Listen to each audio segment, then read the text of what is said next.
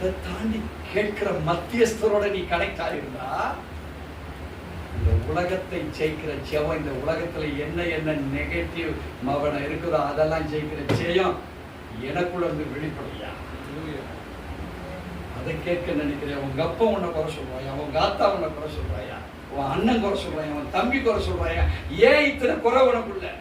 ஏன் பிச்சை எடுத்தாதான் சாப்பிடணும்? ஏன் ஏந்தினாதான் சாப்பிடணும்? நான் கொடுக்கிறவனா நான் மாறக்கூடாதா? அள்ளி வீசுறவனா நான் மாறக்கூடாதா? Why don't you think that divine power within yourself? Christ gave his own life to us.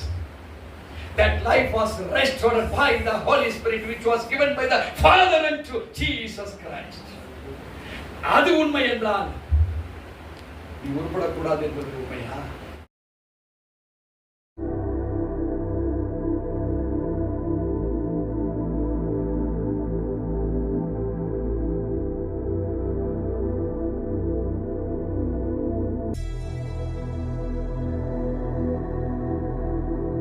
கர்த்தர் இந்த நாளை ஆசீர்வதிப்பாராக.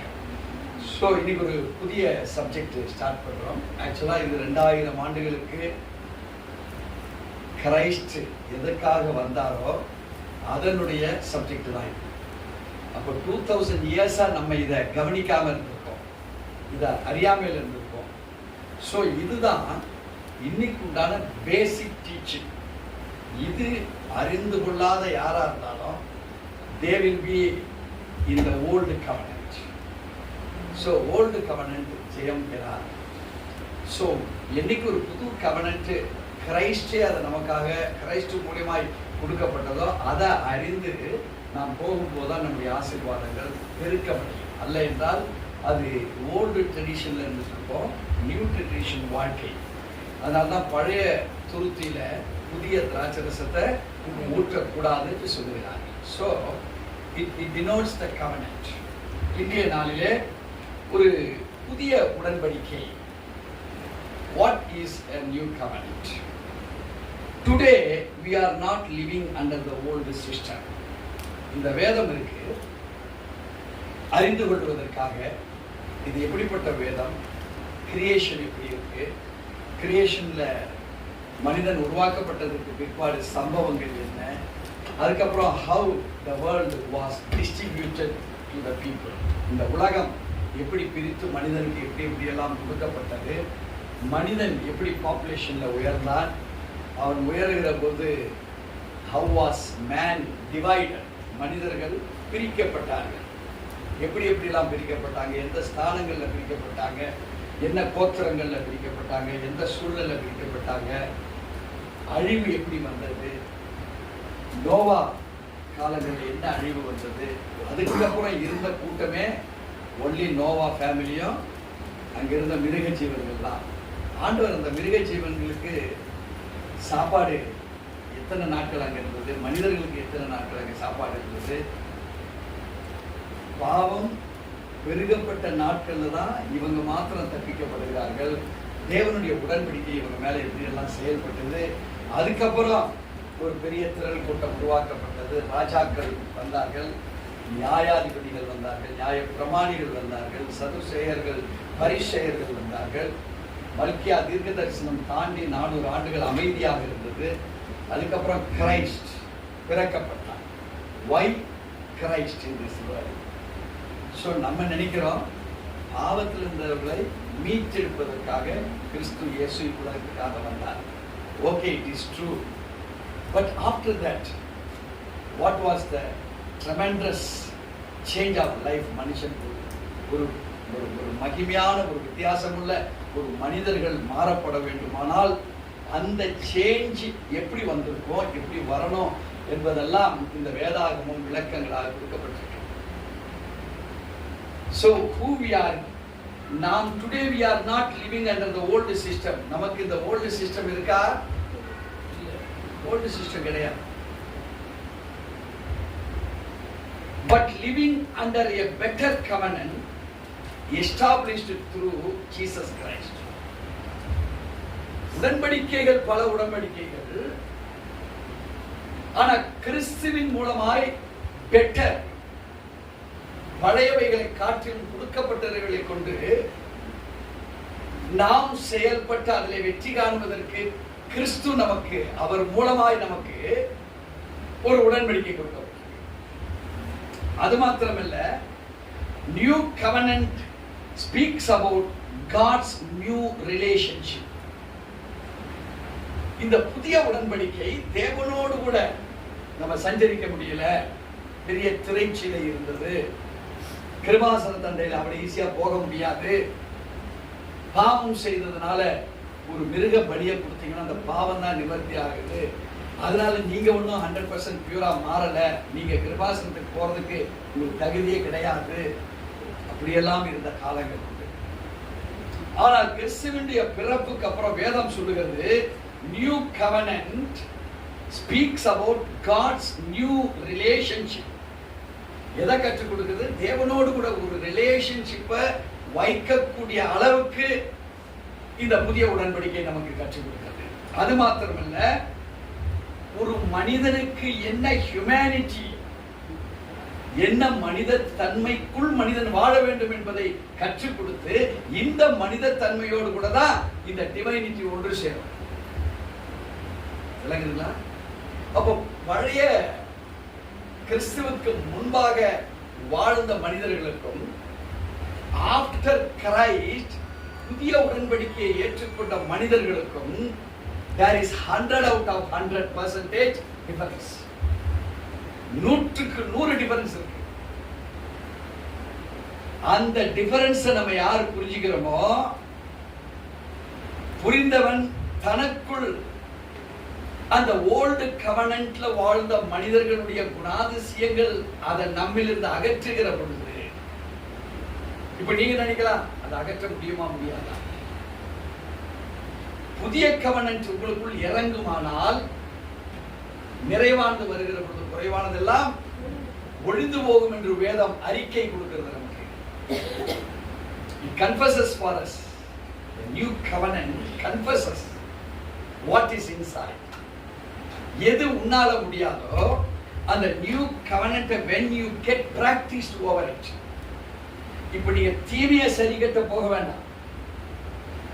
உங்கள்கிட்ட இருக்கிறது ஒரு திருட்டு குணம் இருக்குதுன்னு வச்சுக்கோங்க, உங்கள்கிட்ட தவறான குணங்கள் இருக்குன்னு வச்சிருக்கீங்க, மற்றவங்களை குறை சொல்லுகிற குணம் இருக்குன்னு வச்சுக்கோங்க, மற்றவங்களை காட்டி கொடுக்கிற குணம் இருக்குன்னு வச்சுக்கோங்க, மற்றவங்க மேல பொறாம வருகிற குணம் வருதுன்னு வச்சுக்கோங்க, கோபப்படுகிற குணம் வருதுன்னு வச்சுக்கோங்க. இதை நீங்க மாத்த வேண்டாம், இது இருக்கட்டும். ஆனா நியூ கவனன்ட் உங்களுக்குள் என்னன்னு தெரிஞ்சு கொண்டு வந்தீங்கன்னா இந்த நிறைவானது உள்ள வருகிற பொழுது குறைவு என்று எதையெல்லாம் நீ உனக்கு தாக்குதலா நினைச்சிட்டு இருந்தியோ உன்னையே அறியாம அது ஒழிந்தே போயிடும். ஹல்லேலூயா. So how greatest opportunity our God is giving to us. So இன்னைக்கு ஒரு மனிதனால ஒரு விபச்சாரமோ வேசித்தனமோ அசுத்தமோ காம விகாரங்களோ பொறாமைகளோ எரிச்சல்களோ வன்கண் கிரியைகளினாலோ பிணைக்கப்பட்ட ஒரு வாழ்க்கையாய் நாம் வாழ்ந்து கொண்டிருப்போமானால் நமக்கு அது புறப்படுகிற வார்த்தை, எமோஷன்ஸ், ஆக்டிவிட்டிஸ், இவைகள் எல்லாம் if it is ungodly, அது தெய்வத்துவம் அற்ற நிலையாய் நமக்குள் இருக்குமானால் அதை நீ எடுக்கிறதுக்கு நீ இப்ப கவலைப்பட வேண்டாம். அது இருக்கிறதே அது என்னால் சீர்படுத்த முடியல என்ற கவலைப்படவும் நீ வேண்டாம். பட் உன் கதவை எதுக்கு நேராயித்துற? I am not under the old covenant. I am not as the old people who were living before Christ appeared in this world. He appeared as a human and with a divine. So மனிதனாக தான் பிறக்கப்பட்டார், அவர் வார்த்தையாக இந்த உலகத்துக்கு வந்தார். அந்த வார்த்தையை if it is within yourself and me and with the worldly people என்ன நடக்கும்? எதெல்லாம் நம்மை அறியாம உள்ள வந்ததோ ஆட்டோமேட்டிக்கா அது 2 கொரிந்தியர் 13:10 அதைத்தான் சொல்லுகிறது. நிறைவானது வருகிற பொழுது குறைவானது ஒழிந்து போகும். So today we are not living under the old system. இது உங்க மைண்ட்ல ரெக்கார்ட் ஆகும். நான் ஓல்டு சிஸ்டத்துல இல்ல. இந்த ஓல்டு சிஸ்டத்துல பலவிதமான காரியங்கள் இருக்கு. ஃபியர், பயம் இருக்கு. முதலாவது நாளை தினத்தை குறித்து பயம் இருக்கு. வெளியே போகிறோம் என்ன நடக்குமோங்கிற பயம் இருக்கு. எல்லா வீட்லயும் கணவன் வீட்டுல இருக்கும்போது டே ஐயா பார்த்து போயிட்டு வான்றாங்க, குழந்தை டே பார்த்து போயிட்டு வான்றாங்க. எடுத்து பாருங்க, ஒரு சென்சஸ் உலகம் முழுவதும் குறைஞ்சது 200 ஆக்சிடென்ட் நடந்திருக்கும். அதுல 50 ஃபேட்டல் மரணம், மீதி 50 ஃபிராக்சர், மீதி 50 தலையில அடி, மீதி இருக்குது ஸ்பைனல் கார்டு அவுட். அந்த 200 ஆக்சிடென்ட்டுமே அதோடைய ரீகெயின் அது நல்லா இருந்தது போல வரவே வராது. ஆக்சிடென்ட் தான். இப்போ வேதம் நமக்கு என்னத்தை கற்றுக் கொடுக்கிறது? ஒரு ஹியூமனிட்டிய த்ரூ ஜீசஸ் கிரைஸ்ட் நாம் எப்படி பெற்றுக்கொள்ள முடியும் என்பதை அது கற்றுக் கொடுக்கிறது. But we are living under a best or better covenant established through Jesus Christ. இயேசு கிறிஸ்து அதை நமக்கு நடத்தக்கூடிய அளவுக்கு அதை எஸ்டாப்ளிஷ் பண்ணி கொடுக்கிறார். அவர் சும்மா அப்படி சொல்லி கொடுத்து அவர் போயிடல. அவர் பரிசுத்த ஆவியானவரை போட்டு நம்ம இடத்துல நிலைநிறுத்தக்கூடிய அளவுக்கு நம்மளை ஒரிஜினல் பர்சனா மாற்றுகிறார். இது இல்லாத நம்மலாம் யாரு எப்படிப்பட்ட பர்சன் தான் இருக்கோம்? we are not in Christ. ஒரு டூப்ளிகேசியை தான் ஒரிஜினலா இருப்பது போல நம்ம மெயின்டைன் பண்றோம். we are maintaining but we are not 100% holy. அப்படிதானே? என்னத்துக்கு பவுடர் போட்டு நல்ல ட்ரெஸ்ஸை போட்டு வெளியே வரோம்? யார் நம்மளை பார்த்தாலும் he is very neat with that. He is royal always. He is very much best in his dress code. பேசினா தான் அருமையாக பேசுவாங்க. நல்ல குடும்பத்து பசங்க, அந்த பொம்பளை பசங்கள்லாம் இதை வெளியே காண்பிக்கிறதுக்காக நம்ம நடத்தையை நடத்துக்கிறோம். ஆனா நேச்சுரல்ல நம்ம எப்படி இருக்கிறோம்? வேறையா இருக்கிறோம். சோ ஓல்டு ஒரு நியூ கவெனன்ட்ல இருக்கிற மாதிரி நம்மளை வெளிப்படுத்துகிறோம். This itself is the power of the evil spirit invaded over us. இந்த காண்பிக்கிற அனுபவம் இருக்கு இல்லையா, பொய்யான தகவல் உள்ள, ஆனா வெளியே காண்பிக்கிறதெல்லாம் மெய்யான தகவல்களை நாம் காண்பிக்கிறோம். Can you understand what I speak? So this is the worldly nature. But God, Christ says, our humanity can be changed by the divine presence of Lord Jesus Christ. How? Knowing the new covenant. இந்த புதிய உடன்படிக்கையை யார் அறிந்து கொள்ளுகிறார்களோ அவர்கள் கிறிஸ்துவை அறிந்து கொள்ளுகிறார்கள். So Christ எப்படிப்பட்டவரோ அப்படி என்பது பெருசல்ல, அப்படிப்பட்டவருடைய குணாதிசயங்கள் எப்படிப்பட்டவனாக நான் இருக்கிறேனோ எனக்குள் இறங்கி இருக்குதா, இதை சிந்திச்சா போதும். நமக்குள் ஓல்டு ஆக்டிவிட்டி கவனன்ட் மூலமா என்ன உள்ள ஜீன் மூலமா வந்திருக்கோம், அவ்வளவு சரியா. Very simple. So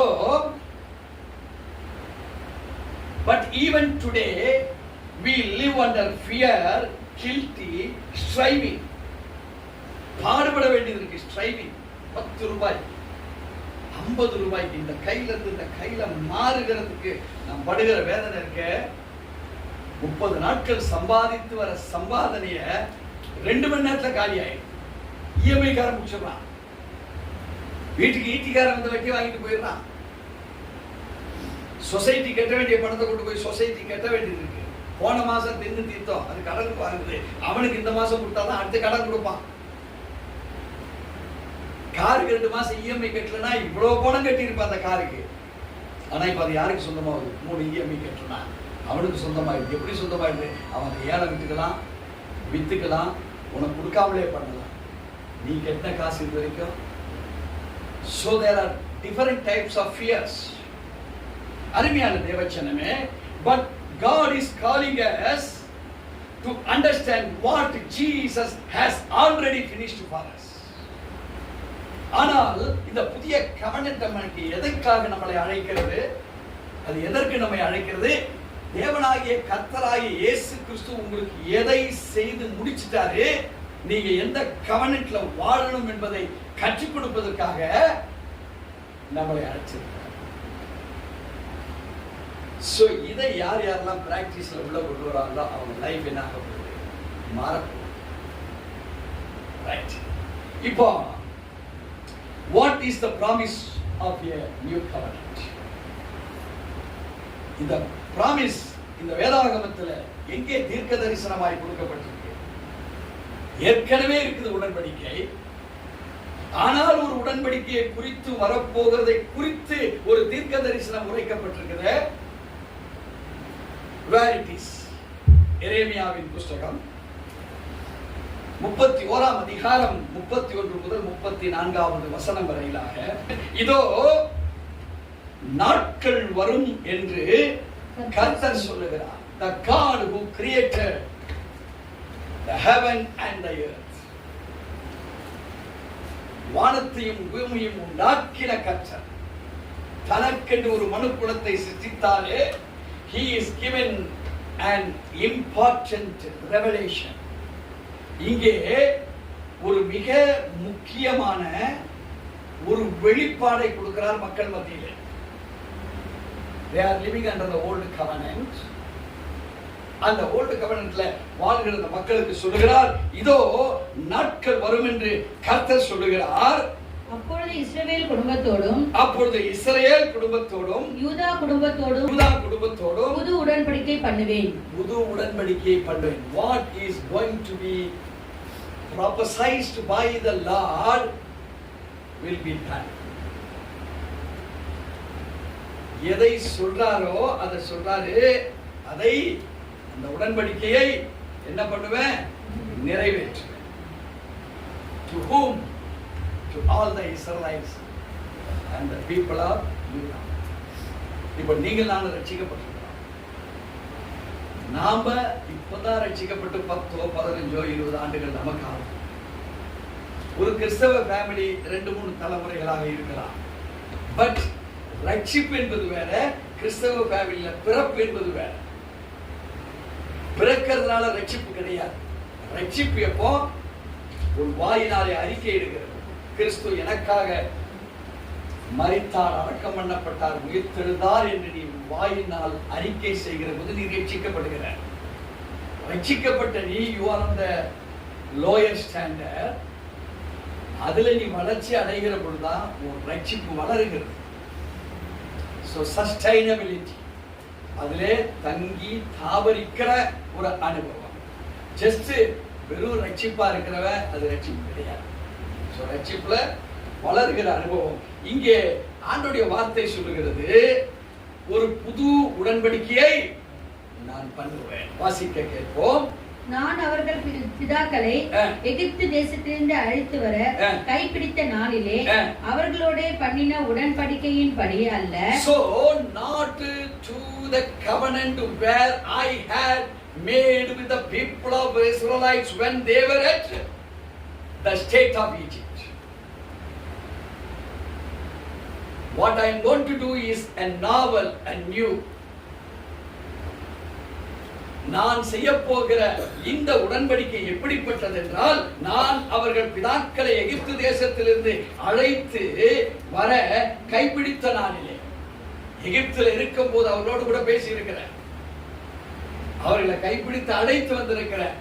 அந்த நாட்கள்ல நான் என்னென்னலாம் உடன்படிக்கை பண்ணினோ அந்த உடன்படிக்கை அல்ல. It is not at all the covenant. When people were exiled from Egypt, எகிப்து தேசத்துல இருந்தாங்க. I gave the opportunity to exile out from Egypt. எகிப்திலிருந்து வெளியே வருவதற்குண்டான அவர்கள் கரங்களை பிடித்து வருகிற பொழுது நான் ஒரு உடன்படிக்கை பண்ணேன். It is not such type of covenant. அப்படிப்பட்ட உடன்படிக்கை நான் புதிய உடன்படிக்கையாக சொல்லல. It is brand new. It is totally an other section of covenant. Understand all?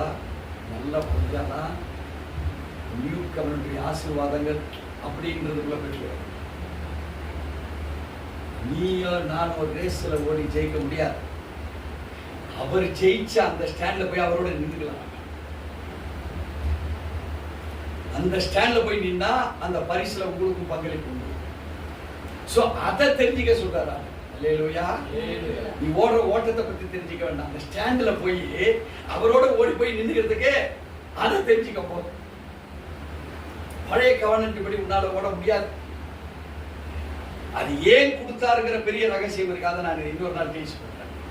ஏன் பழைய உடன்படிக்கை கொடுக்கப்பட்டது என்பதை இப்போ இங்க வேதம் சொல்லுகிறது, வாசிக்க கேட்போம். நான் அவர்கள் பிதாக்கள் எகிப்து தேசத்திலிருந்து அழைத்து வர கைப்பிடித்த நாளிலே அவர்களோடு பண்ணின உடன்படிக்கையின் அல்ல, உடன்படிக்கையின்படி அல்ல, ஏனெனில் நான் அவர்களுக்கு நாயகராயிருந்தோம். I was the head of department for them. I was the person who was teaching to them. I was the person who designed the covenant for them. நான் தான் அவர்களுக்கு நாயகராக இருந்திருக்கிறேன். அந்த நாயகரின்படி கொடுக்கப்பட்ட அந்த covenant அல்ல. விளங்குகிறதா?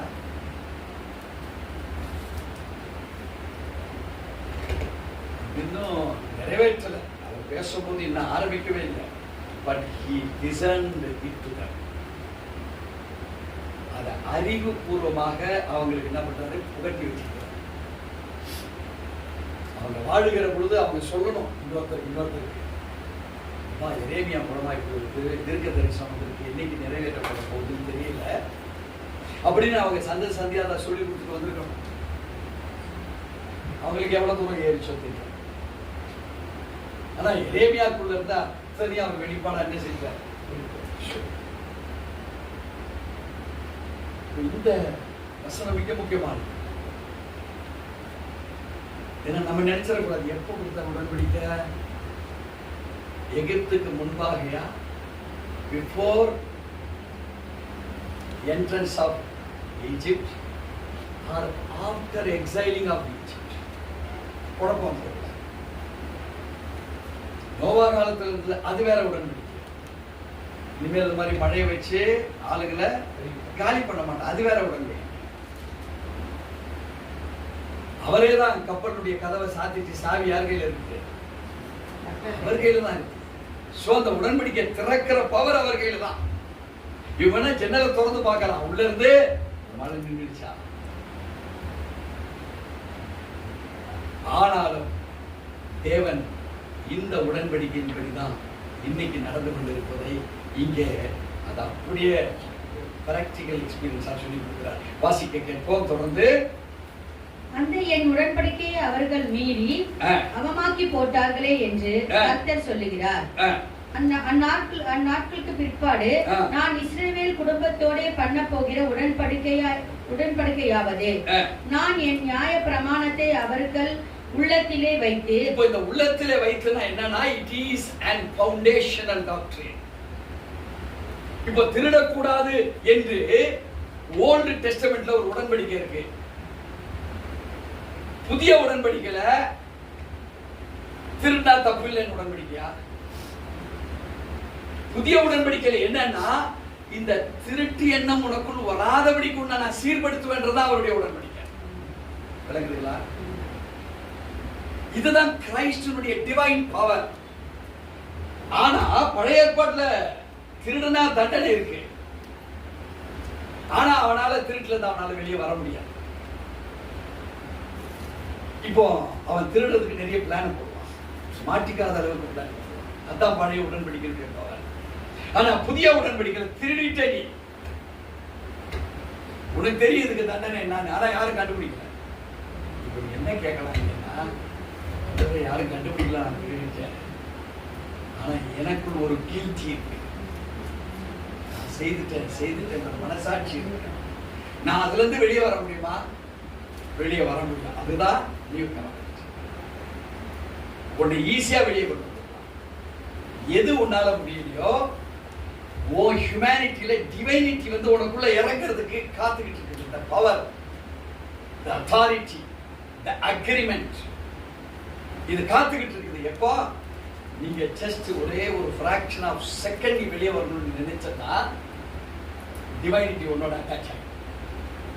அதான் நியூ கவெனன்ட் பவர்.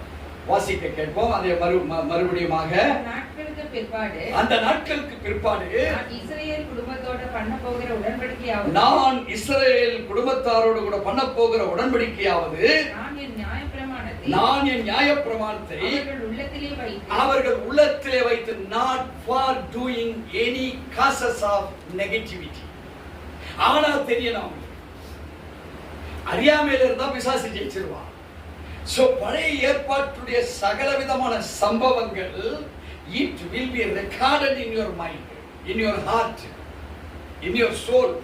ஏன் செய்யக்கூடாது என்பதை அறிந்து கொள்ளுகிற ஒரு சாக்கியம் உனக்கு வேணுமே, அந்த மைண்ட் உனக்கு வேணுமே, அந்த அறிவு வேணுமே, அதற்காக உள்ளத்தில் it has been created as a foundational word of Christ.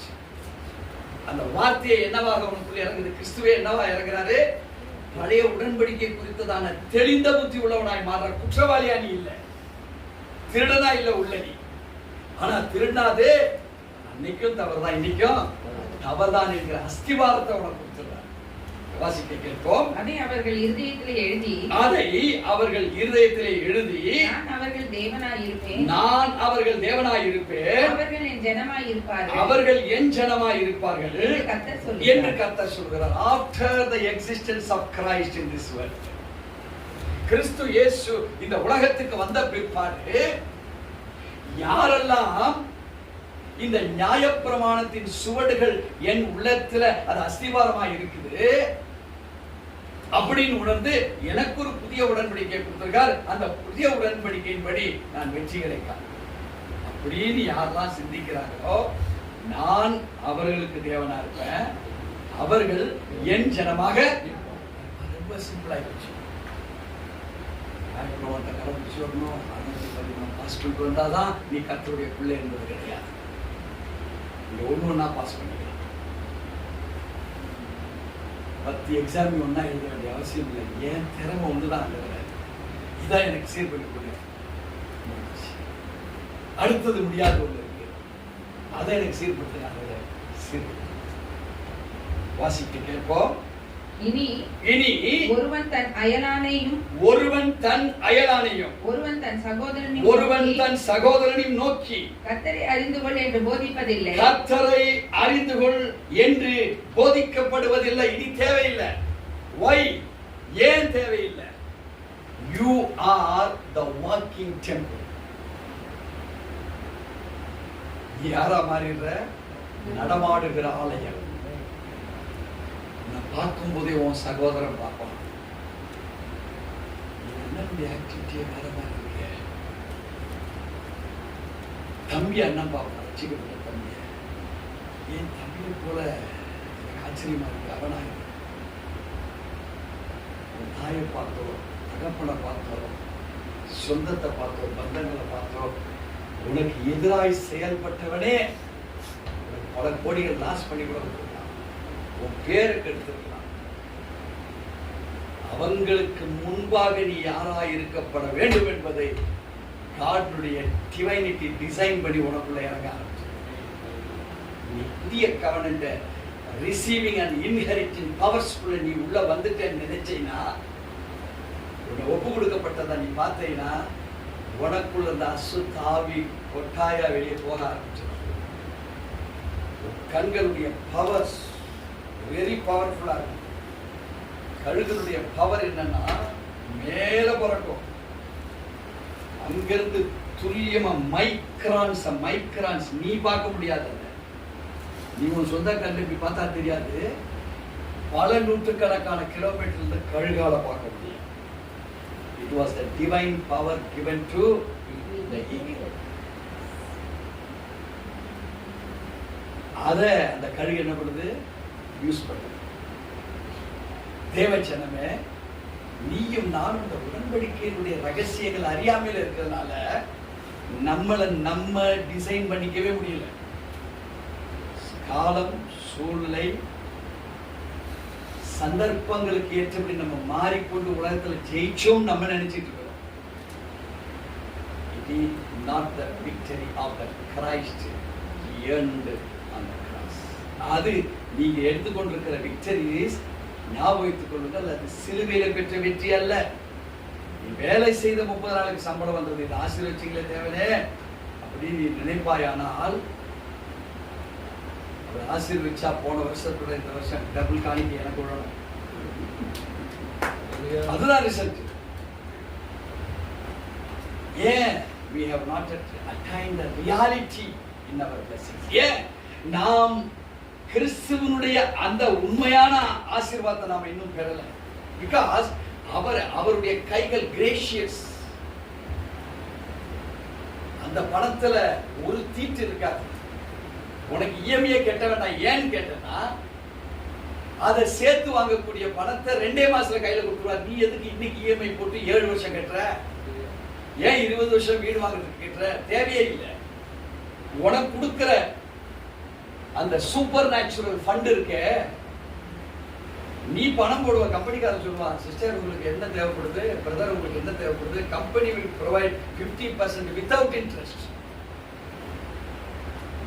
உங்க 50% நீங்க சேர்த்து வச்சிருக்கிறத போடுங்க. இப்போ கார் வாங்க, அடுத்த 6 மாசத்துல வீடு வாங்க, அடுத்த 6 மாசத்துல இன்னொரு வீடு வாங்கிக்கோங்க. எத்தனை பசங்க? அடுத்த 6 மாசத்துல அந்த குழந்தைக்கு சேர்த்து ஒரு வீடை இப்பவே வாங்கி போடுங்க. ஏன்? உலக பணம் டிவைனிட்டி அசைக்க முடியாது.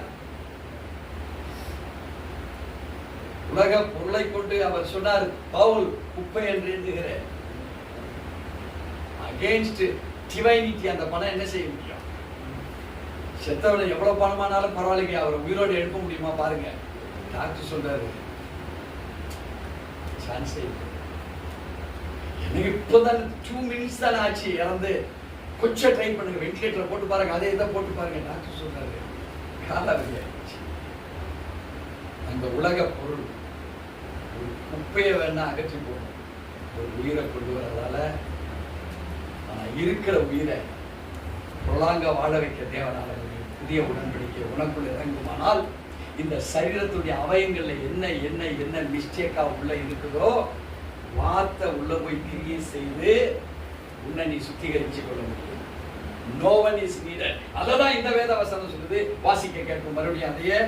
இனி ஒருவன் தன் அயலானையும் ஒருவன் தன் அயலானையும் ஒருவன் தன் சகோதரனையும் நோக்கி கர்த்தரை அறிந்து கொள் என்று போதிப்பதில்லை. கர்த்தரை அறிந்து கொள் என்று போதிப்பதில்லை. அவர்களில் சிறியவன் முதல் பெரியவன் மட்டும் எல்லாரும் என்னை அறிந்து கொள்வார்கள் என்று கர்த்தர் சொல்லுகிறார். Right from a child in the womb. யார் சிறியவன்? கர்ப்பத்துக்குள்ள இருக்கிற குழந்தை தான் இருக்கிறதுலே சின்னது. அதுவும் உதடு உருவாவது தான் இருக்கிறதுல இன்னும் சின்னது. குழந்தைக்கு என்ன ஆகுது? இந்த பேசுற இதுதான் உருவாகும். அதனால எடுத்த எத்தனை பேர் இருக்கீங்க? எது உருவாகுது? இந்த சேனல். அப்போ சிறியோர் முதல் இந்த கர்ப்பத்து உள்ள இருக்கிற அந்த தேவனால் தீர்மானிக்கப்பட்ட சிறியோர் முதல் யார் வரைக்கும்? பெரியவன் மட்டும் எல்லாரும் என்னை அறிந்து கொள்வார்கள் என்று கர்த்தர் சொல்லுகிறார். இவர்கள் எதை அறிந்து கொள்வார்கள்? வாசிக்க கேட்போம். நான் அவர்கள் அக்கிரமத்தை மன்னித்து அவர்கள் பாவங்களை நினையாமல் இருப்பேன். இனி நினையாமல் இருப்பேன். தேவச்சனமே, இப்போ உங்களுக்கு whatever you feel as a guilty conscience. அப்பாவை ஏமாத்துறீங்களா? அம்மாவை ஏமாத்துறீங்களா? கடைக்காரனை ஏமாத்திருக்கீங்களா? அவர் அங்கே திரும்பி சில்லறை எடுக்காது, 3 தோரத்தை பருத்தி வச்சு பாக்கிட்டு போட்டுருக்காங்க. இல்லை ஒரு காயத்துக்கு வயல போட்டுருக்கீங்க. பெண்கள் அதிகமாக எடுக்கிறது காய்கறி கடையில் தூக்கி எக்ஸ்ட்ராவா போட்டு சரி அவர் பார்த்து கேட்டாம இப்ப என்ன 2 காயில் ஆகி போச்சு நாட்டார அப்படின்னு அவரே கேள்வி கேட்டு செய்தது தப்பு தான். இதை எடுத்து போட்டதுல பின்னா நாட்டார இந்த 2 காய் தூக்கி போட்டு நான் அவர்கள் அக்கிரமத்தை மன்னித்து அவர்கள் பாவங்களை இனி அரசாங்கம் நினைக்கும் தண்டனை கொடுக்கும். ஆனா நான் என்ன செய்யறேன்? அதான் முடியும். எத்தனை பேர் விசுவாசிக்கிறீங்க இந்த உடன்படிக்கை? நீங்க வேண்டாம்னு சொல்ல முடியாது, பிடிக்கல நீங்க சொல்ல முடியாது. ஏன்னா லெகுவானது, ஈஸியானது. இதுவரையில் நீங்க வெற்றி பெற முடியலையே இருந்து அந்த எண்ணங்கள் நாம் மாறி எதுல வேணா நீங்க வெற்றி பெற முடியும் என்கிற ஒரு நம்பிக்கை உங்களுக்கு கொடுக்கிறாரு. ஏன் இந்த நம்பிக்கை எங்க இருந்து வருது? என்ன பின் தொடர்ந்தது அக்கிரமங்கள் தான். என்னை பின்தொடர்ந்த எங்க அப்பானுடைய சாபம் தான், என்னை பின்தொடர்ந்த எங்க அம்மானுடைய சாபம் தான். இனி எங்கெங்க போறணும், எது எது வருமோ எனக்கு தெரியாது. ஆனா ஆண்டவர் சொல்லிட்டாரு, அப்படிப்பட்ட அக்கிரமங்களின் ஆவி இனிமேல் என்ன. நியூ டெஸ்டமென்ட் எங்க உங்களை கொண்டு வந்து பாத்தீங்களா? புதிய உடன்படிக்கை உங்களை எங்க மாத்துது பாத்தீங்களா? விசுவாசிக்கிறீங்களா? உங்களுக்கு என்னென்ன பிரச்சனை இருக்கும், இதெல்லாம் due to some reason it is upon you. ஏதோ ஒரு காரணத்தினால உங்க மேல இருக்கு, ஆனா நமக்கு தெரியாது. ஆனா ஆண்டவர் சொல்றாரு, இது அக்கிரமத்தினாலே உங்க மேல இருக்கு. இப்ப அவர் சொல்றாரு, இது பிசாசுடைய நினைவில் இருக்கு. ஆனா நான் என்ன பண்ண போறேன், நான் நினைக்க போறதில்ல. அப்போ பிசாசு அதை கண்ட்ரோல் பண்ண முடியுமா உங்களை? சோ இப்போ நீங்க எந்த கவனன்ட்டுக்குள்ள வரணும் தெரியுங்களா? நான் தப்பு செய்துட்டேங்கிற கவனன்ட்ல இருக்காதீங்க. கில்ட்டி, குற்றம் இருக்குதுன்னு நினைக்காதீங்க. ஃபியர், இதனால பயம் இருக்குங்கிறத நீங்க நினைக்காதீங்க. இதெல்லாம் அக்கிரமத்தினுடைய விளைவு. You are desperated. நான் பிரித்து என்ன பிசாசு என்ன மேயிறான் அப்படின்னு நீங்க நினைக்காதீங்க. அது அவனுடைய பவர், உண்மைதான். அவனுக்கு அந்த அதிகாரம் இந்த பூமியில கொடுக்கப்பட்டிருக்கு, உண்மைதான். எப்ப நீ தேவனுடைய ஈவுக்கு தக்கதாக நீ மாறி இருக்கிறையா என்று அறியாமல் இருக்கிற வரைக்கும் அவன் உங்க மேல அந்த பவரை வச்சிருப்பான். பட் வேதம் சொல்லுகிறது, this covenant was given thousands of years before. அவர் என்ன சொல்றார்? உன் அக்கிரமத்தை நான் இனி நினையாது இருப்பேன். இது எழுதும் போது இது நடக்கல, இது எழுதும் போது இது நடக்க போகுதுன்னு சொல்லி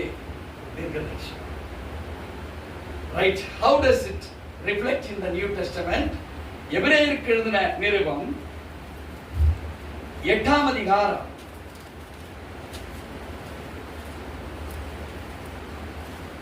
6வது வசனத்தை வாசிக்க கேட்போம். விசேஷித்த வாக்குத்தத்தங்களின் பேரில் ஸ்தாபிக்கப்பட்ட விசேஷித்த உடன்படிக்கைக்கு எப்படி மத்தியஸ்தராய் இருக்கிறாரோ அப்படியே முக்கியமான ஆசாரிய ஊழியத்தையும் பெற்றிருக்கிறார். இப்போ Jesus Christ is the divine person for the selected priesthood. Hallelujah. இப்போ the selected priesthood யாரு?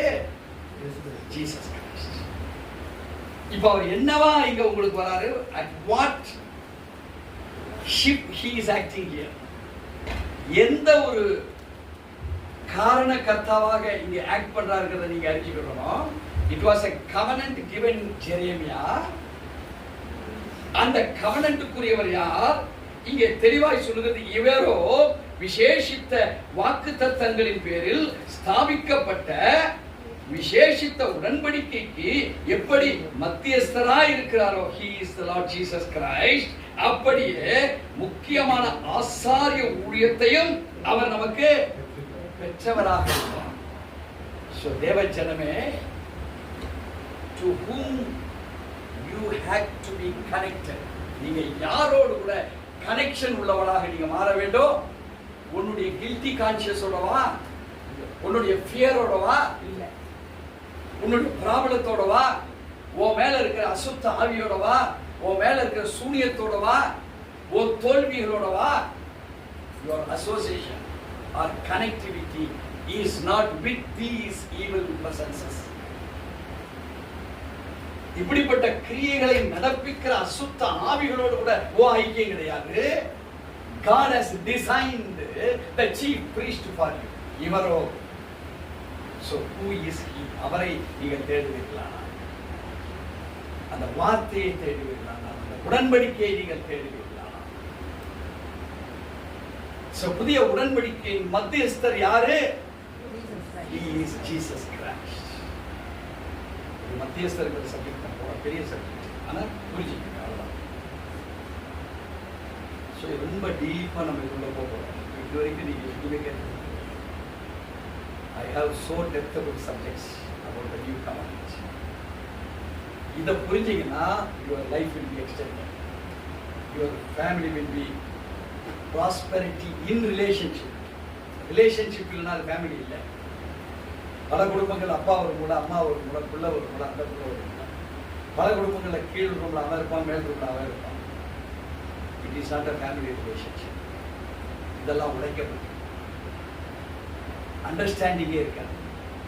அப்புறம் எங்கிருந்து கார்லி சோல் டையப்பட்டோம், ஆத்ம ரீதியில எங்க அவங்க கொடுப்பனை இருக்காது. பணம் பிரிச்சு, குணம் பிரிச்சு சொல்ற மிக தெளிவா நமக்கு இந்த எபிரேயர் சொல்றாரு.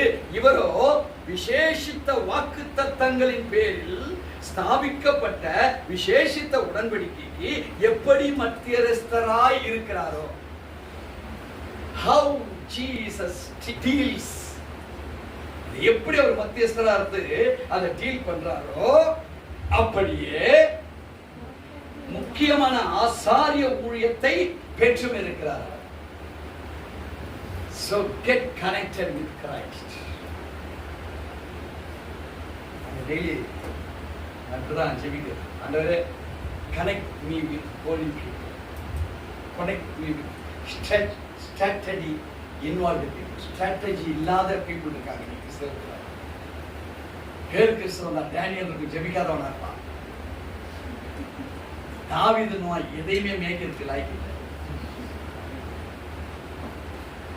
எஸ்தர் ராஜா திரும்பா மூப்பொழின்னு கிடப்பான், அதுக்கே தொடங்கிறதுக்கு டைம் இல்லை.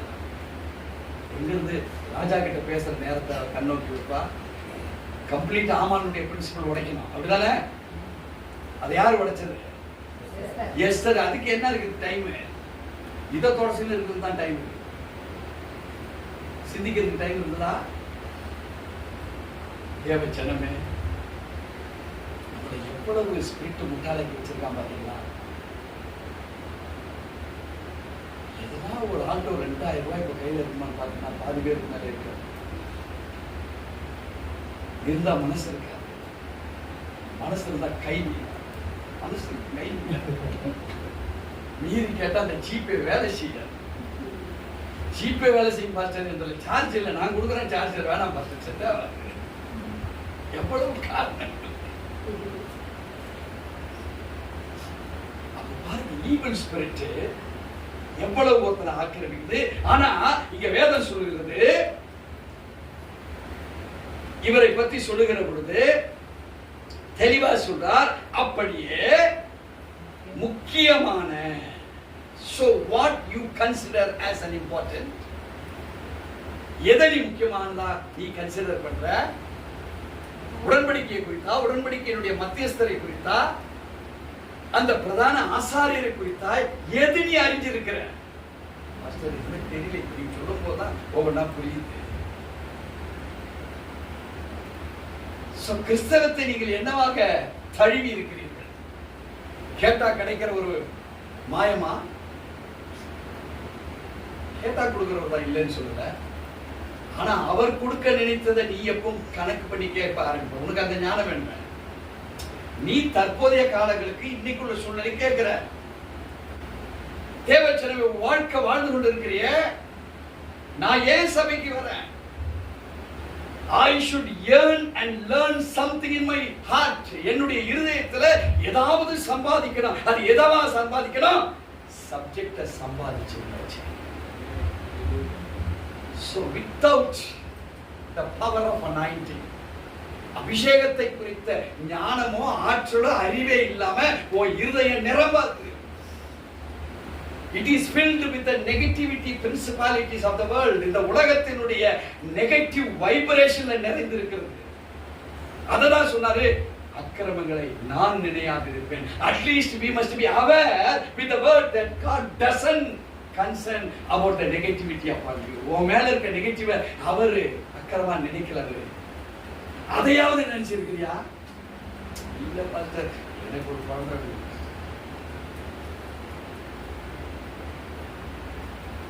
நான் அதுதான் பாஸ்டர், என் பேர் கேட்டு ஏன் அதை தாண்டி கேட்கிற மத்தியஸ்தரோட நீ கனெக்ட் ஆகிருந்தா, இந்த உலகத்தை ஜெயிக்கிற ஜெபம், இந்த உலகத்துல என்ன என்ன நெகட்டிவ் மவன இருக்குதோ அதெல்லாம் ஜெயிக்கிற ஜெயம் எனக்குள்ள இருந்து வெளிப்படையா? அதை கேட்க நினைக்கிறேன். உங்க அப்பா உன்னை குறை சொல்றாயா? உங்க ஆத்தா உன்னை குறை சொல்றாயா? உன் அண்ணன் குறை சொல்றான், உன் தம்பி குறை சொல்றான். ஏன் இத்தனை குறை உனக்குள்ள? ஏன் பிச்சை எடுத்தா தான் சாப்பிடணும்? ஏன் ஏந்தினா தான் சாப்பிடணும்? நான் கொடுக்கிறவனா நான் மாறக்கூடாதா? அள்ளி வீசுறவனா நான் மாறக்கூடாதா? Why don't you think that divine power within yourself? Christ gave his own life to us. That life was restored by the Holy Spirit which was given by the Father unto Jesus Christ. அது உண்மை என்றால் நீ உருப்படக்கூடாது என்பது உண்மையா? நீ உருப்படக்கூடாது என்பது உண்மையா? ஆனா உருப்படாம இருக்கிறமே, கடன்ல இருக்கிறமே, பிரஷர்ல இருக்கிறமே, போராட்டத்தில் இருக்கிறமே, சபைக்கு ஆள் கூட்ட முடியலையே. Why? எனக்கு இருக்கிற அனாயிட்டிங் பார்த்தா உங்களில் என்ன சொல்லிக்கிறேன்? விஷயம் தெரிஞ்சு எனக்கு நம்ம ஒக்கையா இருக்கிற மற்றவங்களுக்கு இருக்குமா? பிரசங்கிக்கப்படாவிட்டால் ஒருவன் எப்படி அதை அறிந்து கொள்வான்? When the shofar is not blown, எக்காலம் ஊதப்படவில்லை என்றால் சத்தம் வெளிவருமா? It will be only as an instrument. Now it is only an instrument. The shofar is an instrument. Only when it is blown, the sound recognizes that it is the sound of a shofar. இதிலிருந்து அந்த எக்கால சத்தம் ஊதுகிற பொழுது இது எக்காலத்தின் சத்தமாச்சே என்று நீ கேட்டிருப்பாயானால் இது எக்கால சத்தம் சொல்லுவ. இல்லைன்னா மௌத்தார்கன் ஊதுற மாதிரி இருக்கு. இது மௌத்தார்கனா இருக்கு. ஏன் இந்த சத்தத்தை தெரியாது? நான் வாழ்ந்த வாழ்க்கை கிறிஸ்தவன் தான், ஆனால் சைபர்ல மைனஸ்ல வாழ்ந்துட்டு மொக்க கத்தி வாழைப்பழத்தை கூட விட்டார்.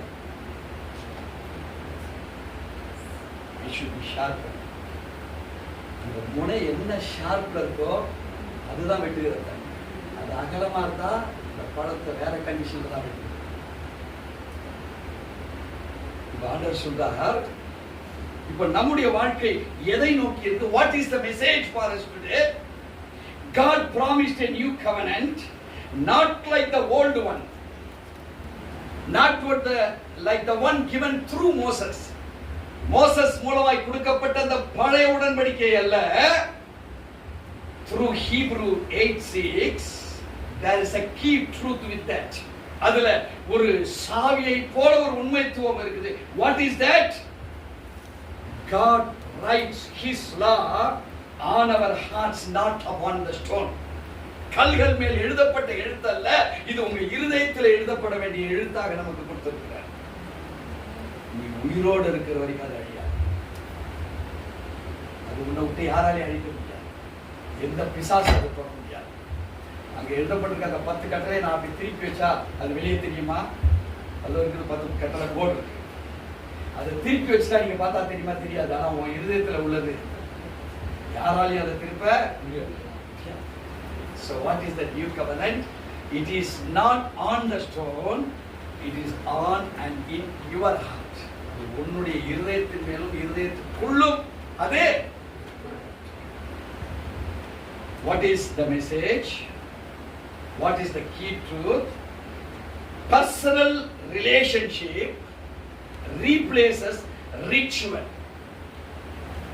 சாக்கிரமங்களை இப்படி செய் அப்படி செய் என்கிற சாக்கிரமங்களை கிறிஸ்து நமக்குள்ள ரிலேஷன்ஷிப்ல இருந்து நமக்கு நிறைவேற்றுகிறவராக இருக்கிறார்.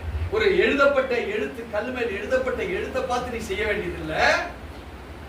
இப்ப யாராக இருந்து நாம் செய்ய முடியும்? இயேசுவாக நாம் மாற்றப்பட்ட நிலையில் நம்மளால் செய்ய முடியும். அதான் நியூ கவெனன்ட். அவர் சொன்னதுபடி அதை பார்த்து நான் செய்யறவன் இல்லை. அவரே எனக்குள் இருந்து இப்ப நான் அதை செய்ய போறேன். அது நல்லா இருக்குமா? கெட்டு போடலாமா? இருக்குமா? பிரமாதமா இருக்கு. ஏன்னா அவர் தான் இருந்து உங்க கையை ஆபரேட் பண்றாரு. ஒரு கீபோர்ட்ல ஜி மேஜர், ஜி மைனர் தான் கண்ணை மூடிக்கிட்டு நீ தொடுவாயானால் அதுதான் ஜி மேஜர். ஏன் அப்படிதான் நீங்க கத்துக்கிறாங்க. ட்ரம்ஸ்ல பேட இல்ல, அப்படி தொட்டு நீ நம்பரை மாத்திரம் அந்த நம்பர் டக் டக் டக் டக் டக்குன்னு மாறும். பார்த்துருக்கிறீங்களா? ஏன்? அது உனக்குள் இருக்குது. அது கை வழியா போய் அங்க டச் பண்ணும். ஒரு கண்ட்ரோலே மாறும். இருக்குதா இல்லையா? செல்ல எந்த நம்பர் தேவை அந்த நம்பர்ல 3வது எழுத்து வரும்போதே அந்த லெட்டரு தேர்டு வந்தது, 4வது வரும்போது ஃபர்ஸ்ட்டுக்கு வந்தது அந்த லெட்டர். ஸோ அந்த பேரை டைப் பண்ண நியரஸ்ட் வரும்போது அது என்ன செய்யுது? It comes to the forwarded position. நீயா மாத்திர இல்ல, உள்ள இருக்கிற சாஃப்ட்வேர் பண்ணுது. உன் சாஃப்ட்வேரை எந்த இந்த இடத்துல சரி பண்ணுமோ சரி பண்ணப்பா. So personal relationship replaces. எதெல்லாம் உனக்குள்ள குற்ற உணர்வுகளையும் பயத்திலையும் இருந்தது அதெல்லாம் தூக்கிட்டு கிரைஸ்ட்ங்கிற ரிலேஷன்ஷிப் அந்த இடத்துல இப்போ உள்ள வந்து இறங்குது. அது மாத்திரமல்ல, உன் வாழ்க்கையில எரேமியால படிச்சமே sins are forgiven. அவர் அக்கிரமங்களை அவர் மன்னித்து அதை எண்ணாது இருக்கிற தேவனாக இருக்கிறார். So your sins are forgiven and remembered no more. ஒருவேளை நீ ஞாபகம் வச்சுக்கலாம், நீ செய்த குற்றம் உனக்கு தெரியும். 10 வயசுல பண்ணது உனக்கு தெரியும், 25 வயசுல பொய் சொன்னது உனக்கு தெரியும்,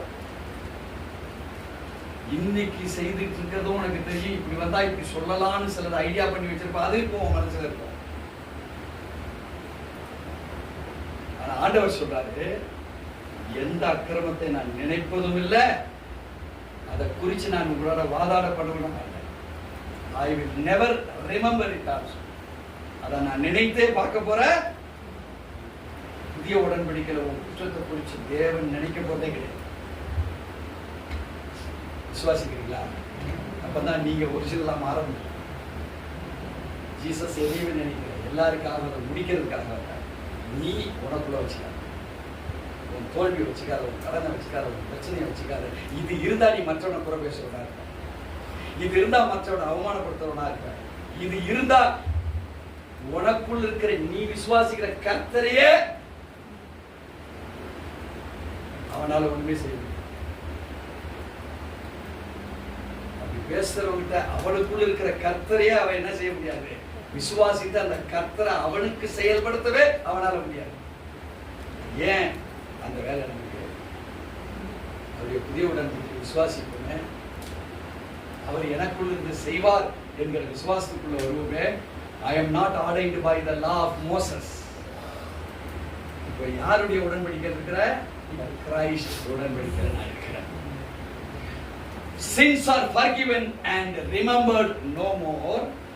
What is the spiritual insight? The new covenant is inward transformation. அது எனக்குள்ள இருந்து என்ன மறுரூபப்படுத்துகிற வல்லமை கொண்டது.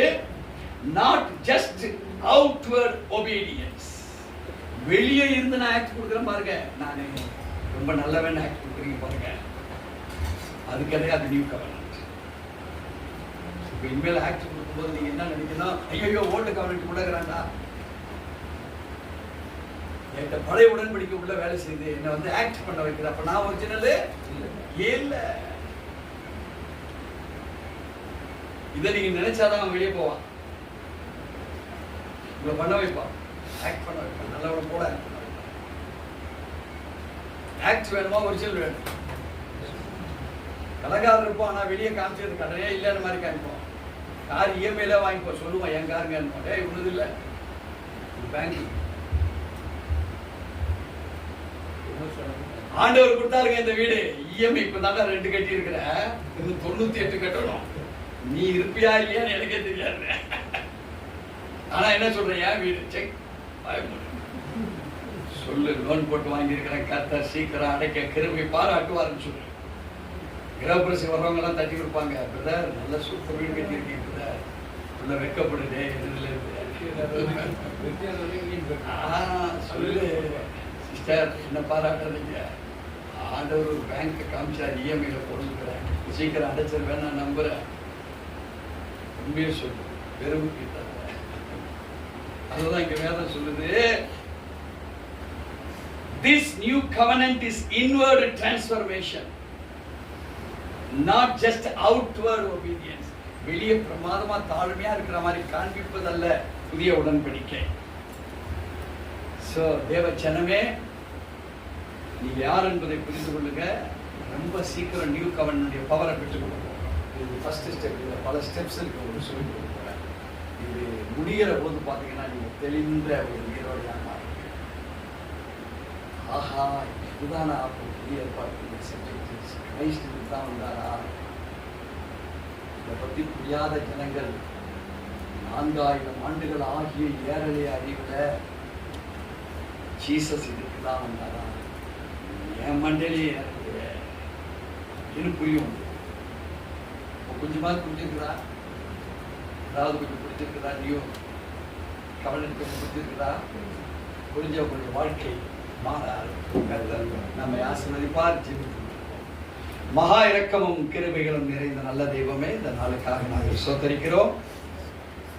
உம்முடைய வசனம், வேத வாக்கியங்கள் எரேமியா தீர்க்கதரிசி மூலமாய் நாங்கள் கற்றுக்கொண்டோம் ஆண்டவரே. புதிய ஏற்பாட்டில் எபிரேயர் புஸ்தகத்துக்கு எழுதின நிருபத்தின்படி நாங்கள் கற்றுக்கொண்டோம். நீங்கள் எங்களுடைய பாவங்களை ஒருபோதும் அதை குறித்து நினையாதிருக்கிற தேவன் என்று சொல்லி இன்றைக்கு நாங்கள் புரிந்து கொண்டோம். நாங்கள் அனுபவித்து வந்த ஒவ்வொரு கேடுள்ள சூழ்நிலைகள் எல்லாம் நாங்கள் அந்த பாவத்தை நினைச்சதுனால தான். என் அண்ணன் கெட்டவன், என் தம்பி கெட்டவன், எங்கள் அண்ணி கெட்டது, என் தங்கச்சி கெட்டது, எங்கள் அப்பா கெட்டது, எங்கள் அம்மா கெட்டது, இவங்களால தான் இப்படி ஆச்சு, அவங்களால தான் இப்படி ஆச்சு, அதெல்லாம் இல்லை. என் மூளை சரியில்லை, எனக்குள் இருக்கிறது சரியில்லை, அதனால தான் இப்படி ஆச்சு. இப்போ எனக்குள் மத்தியஸ்தராகிய சீஃப் பிரீஸ்ட், அந்த ஆசாரியர் இப்ப எனக்குள் வந்துட்டார். இப்ப அவர் எனக்கு கற்றுக் கொடுத்த என்னுடைய வாழ்க்கையை செப்பனிடுவார். என்னுடைய பலிபீடம் செப்பமிடப்படும். என்னுடைய ஞானங்கள் தெய்வீக ஞானமாய் மாறப்படுகிறது. எனக்குள் கவலையோ, கண்ணீரோ, பிரச்சனையோ, பயமோ, வருத்தமோ, சஞ்சலமோ இல்லை. காரணம், நிறைவுள்ள கிறிஸ்துவை நான் இப்பொழுது ஏற்றுக்கொண்டவனாக, பரிபூர்ணமாய் புதிய அந்த கவனத்தின்படி ஏற்றுக்கொண்டவனாக நான் மாறிக்கொண்டிருக்கிறேன். ஆவியானவர் என்னுடைய வாழ்விலே நியாயப்பிரமாணம் எல்லாம் உள்ளத்தின் ஆழத்தில் ஒரு அஸ்திவாரமாய் இருக்கிறது. அவைகளின்படி நான் குற்றத்தை என்ன என்பதை ஆராய்ந்து கொள்வதற்கு மாத்திரமே. ஆனால் தேவனுடைய கிருபை அவைகளிலிருந்து என்னை விலக்கி என்னுடைய ஹியூமனிட்டியிலே, டிவைனிட்டியிலே 100க்கு 100 கலக்குகிறது. நான் கிறிஸ்துவின் சாயலாக மாறியிருக்கிறேன். கிறிஸ்துவின் ஒவ்வொரு அசைவுகளை என் மூலமாய் அவர் என்னை நிறைவேற்ற வல்லமையுள்ளவனாக உள்ளவனாக என்னை மாற்றி இருக்கிறார். கர்த்தர் இன்று முதல் என்னுடைய வாழ்வு மாற்றப்பட்ட வாழ்வுக்கு நேராய் என்னை அர்ப்பணிக்கிறார். ஆண்டவரே, என்னை நடத்தி ஆசீர்வதி. துதிகிற மகிமை ஒருவருக்கே செலுத்துகிறோம். கொடுத்த காணிக்கை, தசமபாகங்கள், சந்தா யாவற்றையும் கர்த்தர் தாமே அதற்கு ஏற்ற பலனை பெறுவார்களாக என்று சொல்லி பிதா, குமாரன், பரிசுத்த ஆவியின் நாமத்தில் வாழ்த்துகிறார். தொடர்ந்து நீர் ஆளுகை செய்ய இயேசுவின் நாமத்தில் பிதாவே, ஆமென். என் ஆத்மாவே கர்த்தரை ஸ்தோத்திரி, என் முழு உள்ளமே அவருடைய பரிசுத்த நாமத்தை ஸ்தோத்திரி. என் ஆத்மாவே கர்த்தரை ஸ்தோத்திரி, கர்த்தர் செய்த சகல உபகாரங்களையும் மறவாதே. ஆமென். நம்முடைய கர்த்தராகிய இயேசு கிறிஸ்துவின் கிருபையும், பிதாவாகிய தேவனுடைய அன்பும், பரிசுத்த ஆவியானவருடைய அந்யோன்ய ஐக்கியமும் பாதுகாவலும் நம் அனைவரோடு கூட இன்றும் சதா காலங்களிலும் சகல பரிசுத்தவான்களோடு கூட வருகை மட்டும் சமாதானமாயிருப்பதாக. ஆமென்.